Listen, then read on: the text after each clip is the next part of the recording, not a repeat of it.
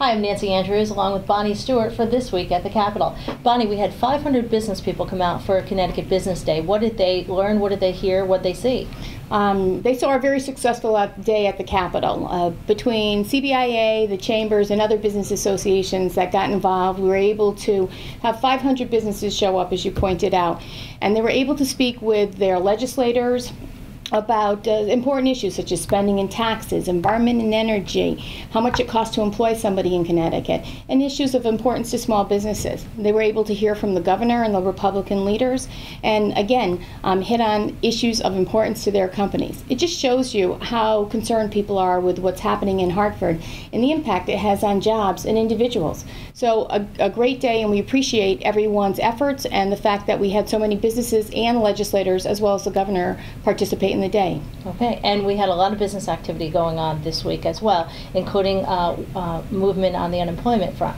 Absolutely, a very busy week. On the unemployment front, the Labor Committee approved a bill that would require an increase in the unemployment trust fund's balance, a significant increase, more than a doubling. As a result, it means that the higher unemployment taxes that employers are paying now and will continue to pay for a while just because of the insolvency and the recession will be sustained, because once all of that's over, they will have to build up a trust fund reserve that's over $1 billion. So significant concerns regarding that unemployment measure at this time, because there was nothing done to try to address the spending side of that equation. Okay, and again with SustiNet, the same thing. Concerns, but it's still moving forward? Absolutely. The Public Health and Insurance Committees approved SustiNet this week, but none of them bothered to fix the problems with the bill. And we know that there's substantial concerns that a number of people have, including the business community, regarding this just incredible cost of this bill. With our fiscal situation, we need to fix this.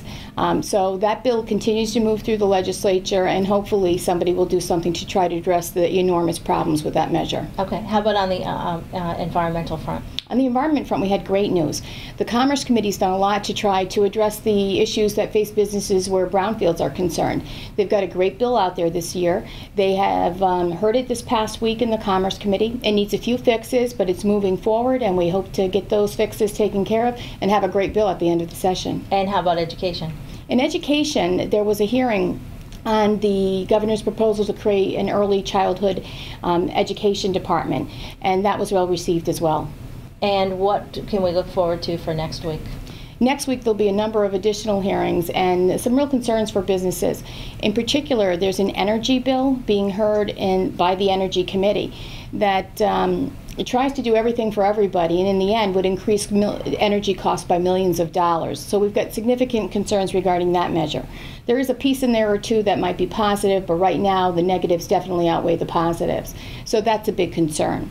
In addition to that, we're going to see a number of committees have their deadlines. And what that means when they have a JF deadline, it means that the committee that a bill started in has to have approved that bill, or the bill is dead. So you'll see a lot of updates from us about bills that people may have been following, but that are no longer alive. Now, that doesn't mean that they can't pop back up sometime, because we all know that amendments are a very popular thing at our state capitol.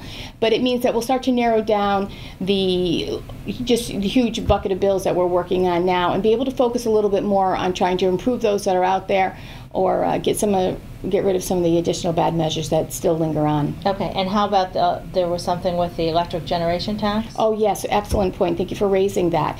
We've had some real concerns by a number of the bills in the Energy Committee this year. They've actually put out on their own 3 different measures that would impose a tax on generation of energy. And there's going to be another one of those bills heard by the Energy Committee next week. So again, we've got big concerns regarding the cost of energy. Why would you add an additional tax just to increase that already very high cost? Doesn't make sense. Again, as we've said before, bad bill, get rid of it. Okay, and SustiNet as well is going to be heard next week. SustiNet's going to continue to move around to the different committees. We expect the next committee we'll see it in is the Human Services Committee. So we're hoping at that point, again, to make sure that these concerns that a lot of people are raising regarding cost, which are valid, start to be addressed. And the businesses that came to Business Day heard it from their legislators, even from the governor, that they need to get involved. And it's not too late for them to get involved on any of these issues, correct? Absolutely. They can contact their legislator and have a definite impact right up to the time that gavel goes down at midnight on the last day of session. It's really important that they don't stop reaching out to people. It doesn't take a lot of time. They met with them on Business Day, as you pointed out. It's a good chance to follow up. Send a letter about something you're concerned about, pick up the phone and call. Remember, legislators can't make informed decisions unless we're taking the time to share our concerns with them. So business people have a great deal of information, a lot of great information that needs to be shared. And so we ask that they do that. Okay, thanks, Bonnie. Thank you. For more information on how to contact your legislator, visit our website at cbia.com.